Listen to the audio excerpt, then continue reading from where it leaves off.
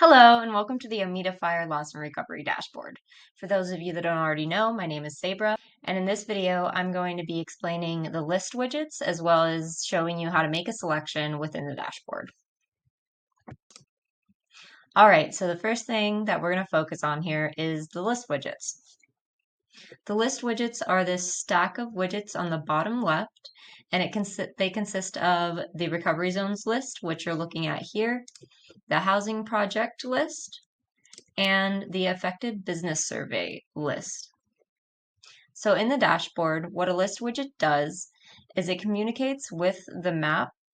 For example, on the housing projects list, if you are interested in any one specific one of these housing projects, you can click it and it's going to pan to and highlight and flash the housing project that you are interested in.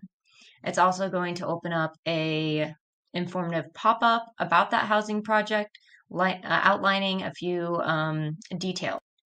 Now, if you're wanting to select a different housing project, all you have to do is click the different one. It'll unselect the last one, and it'll select that one, and it'll do that same panning and flashing and opening of that pop-up.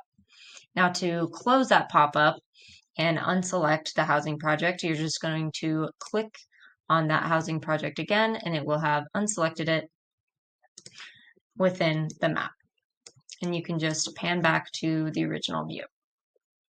This is the same for the affected businesses survey and the recovery zones list as well. Another thing about these lists is that they also work with the affordable housing map and the economic recovery map.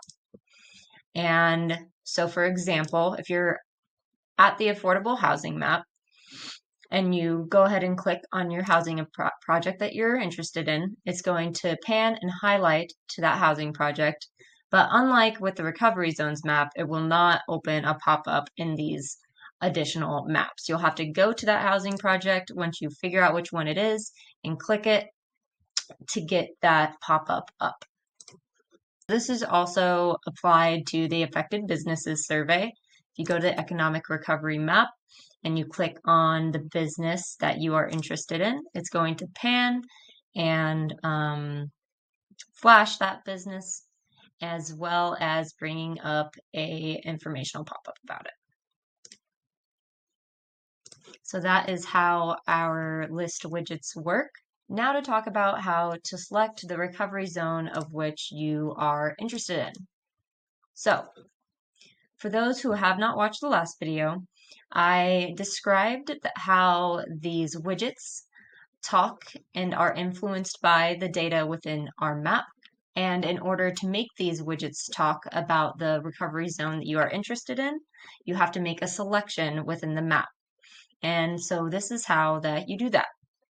So using your recovery zones list, you're going to find the specific zone that you are interested in.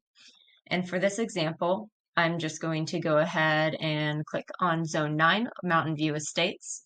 And when you hit that, that's going to select that zone within the map.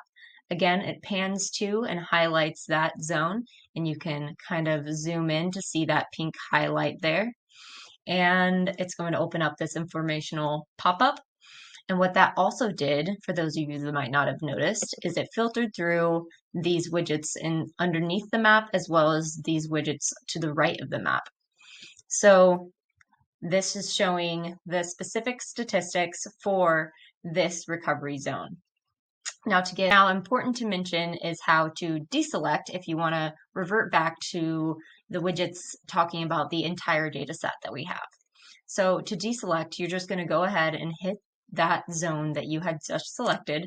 That blue highlight is going to disappear, and that is going to revert all of these widgets to talking about all the data that we have within the dashboard.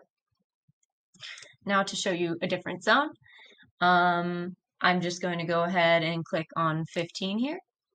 And as you can see, after we hit 15, all these widgets changed. You can see that we don't have any data for this specific zone.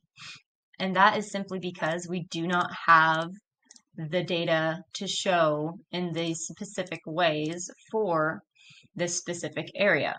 And so every single zone is going to have its own individual data, and therefore these widgets are all different for every single zone.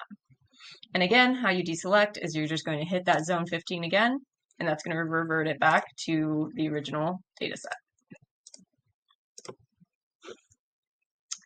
All right, and that's about it for our lists and selection. In the next video, I will be explaining these widgets that are underneath the map here, just going into more detail about what they are showing.